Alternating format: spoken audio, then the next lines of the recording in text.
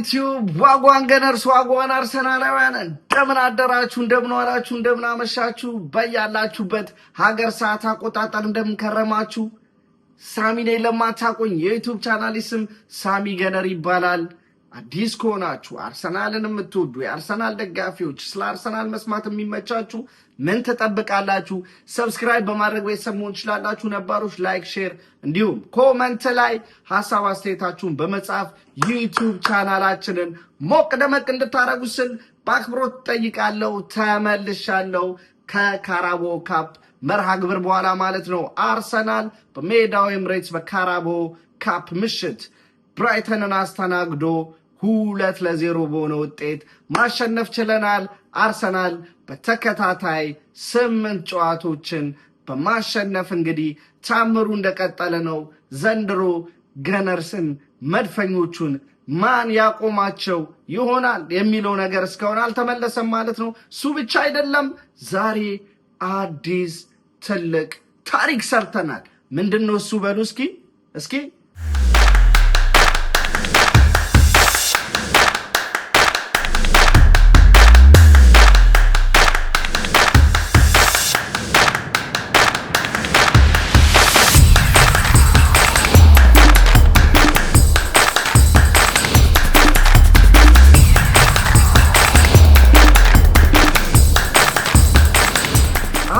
አርሰናል ከእንግሊዝ ታላላቅ ክለቦች ውስጥ ማንም አድርጎት የማያውቀውን በአንድ ወር ውስጥ ባደረጋቸው 6 ጨዋታዎች አንድም ጎል ሳይቆጠርበት ጎሉን በመጠበቅ ክሊንሺቱን በመጠበቅ አዲስ ታሪክ ጽፏል ማለት ነው። ይሄ ቀላል ነገር አይደለም።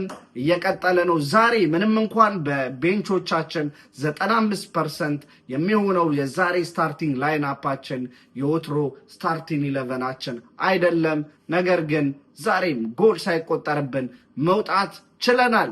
ነገር ግን ከዚህ በፊት ጎል አለመቆጠር ክሊንሺት ይዞ መውጣት ብቻ አልነበረም። ሹት ኦን ታርጌት አርሰናል ላይ መሞከር ከባድ ነበር። ነገር ግን የዛሬው እንደዛ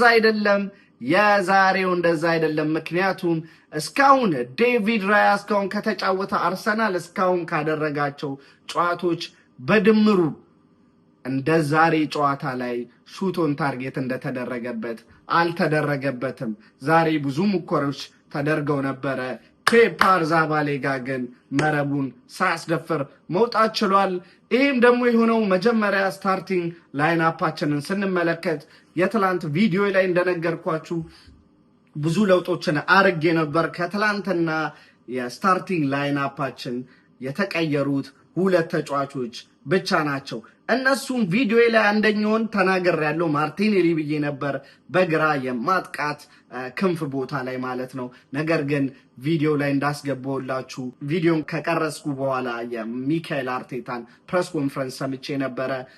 ማርቲኔሊ እና ሳሊባ በጉዳት እዚህ ጨዋታ ላይ እንደማይኖሩ ከሰማው በኋላ እንግዲህ ትሮሳርድን ብዬ ነበር። ነገር ግን ኢብሪቼዝ የነበረ የማርቲኔሊ ቦታ ላይ መሰለፍ የቻለው። እንዲሁም የቪክቶር ዮኬሬዝ ቦታ ላይ ደግሞ አንድሬ አኑስ የሚባል የ17 ዓመት ታዳጊ ልጅ ገብቶ ለአርሰናል ዋናው ቲም የመጀመሪያ ጨዋታውን ማድረግ ችሎ ነበር። በጨዋታው ላይም ጥሩ እንቅስቃሴ ማድረግ ችሎ ነበር። በዚህ አጋጣሚ የኢንስታግራም ፖስቱ ላይ ደግሞ ዊሊያም ሳሊባ አነጋጋሪ የሆነ ኮሜንት ጽፏል። እሱም ራሽፎርድ ሲል የጻፈው ኮሜንት ብዙ ላይኮችን እንዲሁም ደግሞ ሪፕሌዮችን አግኝተዋል። አነጋጋሪነቱም እንደቀጠለ ነው። አርሰናል ለምንድን ነው እንዲህ አልበገር አልሸነፍ እና ለዋንጫ ተገማችነት ሁሉም ሰው የሚሰጠው የሚለውን የተመለከተን እንደሆነ የአርሰናልን ስኳድ በመመልከት ብቻ ጥያቄያችን ሊመለስልን ይችላል። እጅግ ጠንካራ የሆነ ቲም ነው ያለን። በጣም ጠንካራ ቲም ነው ያለን። ተቀያሪዎቻችን ራሱ ኳሊቲ ተጫዋቾች ናቸውና ዘንድሮ ብዙ ነገር ማሳካት እንችላለን። መጀመሪያ ደግሞ የምንጀምረው በዚሁ የካራባኦ ካፕ ዋንጫ ይሆናል ማለት ነው። በዚህ አጋጣሚ ዛሬ ሌላ የካራባኦ ካፕ ጨዋታዎች ነበሩ። በጣም በሚገርም ሁኔታ ሊቨርፑል 5ኛ ተከታታይ ሽንፈቱን በሜዳውና በደጋፊው ፊት አንፊልድ ላይ በክሪስታል ፓላስ 3-0 በሆነ ውጤት ተሸንፈዋል። ስዋንሲን ማንቸስተር ሲቲ በሜዳቸው ሄዶ 3-1 ማሸነፍ ችሏል።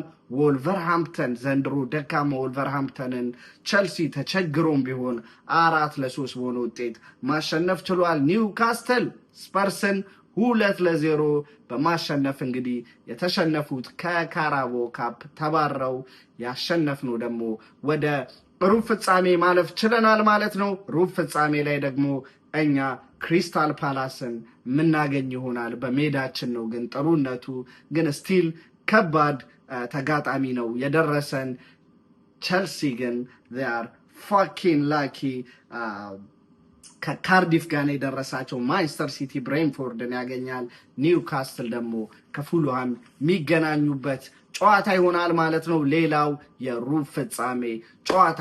ስለ ዛሬ ጨዋታ ስንመጣ እንደነገርኳችሁ ነበር፣ ላይን አፓችን ቀየር ያለ ነው። ለዛም ይመስላል ጨዋታው ላይ የመጀመሪያ ስፔሻሊ 15 ሚኒትስ በጣም ኮምፓክት መሆን ከብዶን ነበረ። ባይ ዘ ዌይ የዛሬን ጨዋታ በአምበልነት ሚካኤል ሜሪኖ ነበረ ይዞ የአርሰናልን ቲም የገባው። ነገር ግን ሜዳው ላይ ከገባም በኋላ በጨዋታ ረገድ ያን ያህል መጥፎ አልነበረም። ግን የስፔሻሊ ማይልስ ሉዊስ ስኬሊ ለቆ የሚወጣውን ቦታ በማጥቃት ብራይተኖች አደገኛ ቻንሶችን መፍጠር ችለው ነበር። ፈርስት ሃፍ ላይ ብራይተን ጨዋታውን በቀላሉ 2-0 ይዘው መውጣት ይችሉ ነበረ። ቴንክ ዩ ፎር ኬፓ አሪዛባላጋ እንዲሁም የብራይተንም ተጫዋቾች የሳቱ ሹቶን ታርጌት የሚያልሞከሩት ኳሶች ስለነበሩ ማለት ነው። በዚያ አጋጣሚ ዛሬ ዶማን አስደናቂነቱ ይሄ 15 ዓመት ታዳጊ አሁንም የእግር ኳስ ተመልካቾችን አፍ በእጅ ማስጫን ችሏል ማለት ነው። ዛሬ ጨዋታ ላይ ሞስት ድሪብል ኮምፕሊት በማድረግ 5 ድሪብሎችን በተሳካ ሁኔታ በማጠናቀቅ አንደኛ ሆኗል ከሙሉ ተጫዋቾች ማለት ነው፣ በቦዝ ሳይድ ማለት ነው። ሞስት ፋውሉን 4 ፋውሎችን በማሸነፍ አሁንም አንደኛ ሆኗል። እንዲሁም ሞስት ዱዋል ውንስ ወይም ደግሞ የአንድ ለአንድ ግንኙነትን በማሸነፍ 9 የአንድ ለአንድ ግንኙነትን በማሸነፍ በዚህም አንደኛ ሆኗል። የ15 ዓመት ልጅ ነው። እንዳትሳሳቱ፣ ሌላ ነገር እንዳይመስላችሁ። የ15 ዓመት ይህ ታዳጊ አሁን በአርሰናል ቤት ተስፋ ሰጪ የሆነ እድገቱ እየቀጠለ ይገኛል። ፈርስት ሃፍ ወይም ደግሞ የመጀመሪያው አጋማሽ እጅግ ደካማ ልበለው፣ ያ ብራይተኖች የተሻሉ ነበረ እንደነገርኳችሁ። ነገር ግን ከሰከንድ ሃፍ በኋላ ወይም ደግሞ በሁለተኛ አጋማሽ በኋላ የመጣው አርሰናል ግን ኮምፕሊትሊ የተሻለና በተሻለ ሜንታሊቲ በተሻለ ሞራል ነበር የመጣው። ግብም ማስቆጠር ችለው ነበር። የመጀመሪያውን ግብ ማስቆጠር የቻለው ኢታን ንዋኔሪ ነበረ። የሚገርም የግሩፕ ጎል ነበረ። ሚካኤል ሜሪኖ ምን አይነት ፓስ ነው ያደረገለት በተረከዙ። የሚገርም ኳስ ለማይልስ ሉዊስ ስኬሊ ያቀበለው። ማይልስ ሉዊስ ስኬሊም ናንጂ አብሮ አደጉ የት እንዳለ ያውቃል። ማይልስ ሉዊስ ስኬሊ ወራሪው ውላላለም ሴንተር አደረጋት ወደ ፔናልቲ ቦክስ። የምትገርም ፊኒሽንግ በኢታን ንዋኔሪ ተመለከተን። አርሰናል አሁንም በቀላሉ ጨዋታውን ኮንትሮል ማድረግ ችሎ ነበር። ከዛም ቀጠለ። 70ኛው ደቂቃ ላይ ግን የተወሰኑ ተጫዋቾችን መቀየር ፈለግን። ምክንያቱም የተወሰኑ ተጫዋቾቻችን ሰዓት ማግኘት አለባቸው። እንደነ ቲምበር እና ቡካዮ ሳካ ተቀይረው ገቡ። ለውጣቸውም ወዲያው ነበር የታየው። አርሰናል በተደጋጋሚ የብራይተንን ግብ ማካለል መቀጥቀጥ ጀመረ። ብዙም ሳይቆይ ቲምበር ስለሱ ብዙ ጊዜ ተናግሬያለሁ። ቲምበር 3 ተጫዋቾችን አልፎ ለዚህ ለአኑስ ለተባለው አጥቂ በቪክቶር ኮሬዝ ቦታ ለገባው ለ17 ዓመት ታዳጊ ኳስ ሰነጠቀለት። እሱ የሞከራትን ኳስ በረኛው ሲተፋት ቡካዮ ሳካ በማስቆጠር አርሰናል 2 ብራይተን 0 ሆነው ቀጠሉ። በዚህም ውጤት ገፍቶ አርሰናል 2-0 በሆነ ውጤት ጨዋታውን ማጠናቀቅ ቻለ ማለት ነው። እንግዲህ አሁንም ታምሩ እንደቀጠለ ነው። ዋናው ነገር ግን በሜዳችንና በደጋፊያችን ፊት ይሄን ድል ወይም ደግሞ የአሸናፊነት ጉዟችንን ቀጥለን የፕሪሚየር ሊግ ጨዋታ ላይ ደግሞ ቅዳሜ እንገናኛለን ማለት ነው። ይሄን የማሸነፍ ሞመንተም የማሸነፍ ሜንታሊቲ ይዘን መቀጠል ነበረብን። እሱንም ማሳክተናል። በዲሴምበር 19 ላይ እንግዲህ በካራባኦ ካፕ የሩብ ፍጻሜ በኤምሬትስ ስቴዲየም ክሪስታል ፓላስን አስተናግደን የምንገጥም ይሆናል ማለት ነው። ያው ምንም ጥያቄ የለውም። ከፊት ለፊታችን የመጡትን እያንዳንዱን ተጋጣሚ ከሪስፔክት ጋር ቲማችንን ሮቴት እያደረግን በማሸነፍ ዚስ ሲዝን ያገኘነውን ከፊታችን የመጣውን እንዳለ ዋንጫ ጠራርጎ መውሰድ የሚችል ኬፔብል የሆነ ቲም ነው ያለን። ያው ሊቨርፑልም እንግዲህ እስካሁን ወደ አሸናፊነት መምጣት አልቻሉም።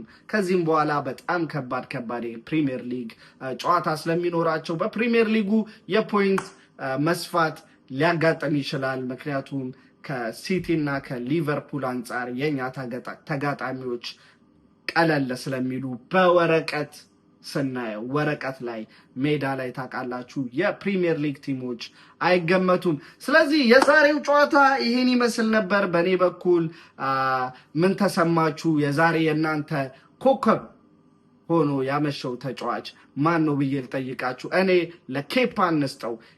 ክሊንሽት ይዞ መውጣት ችሏል።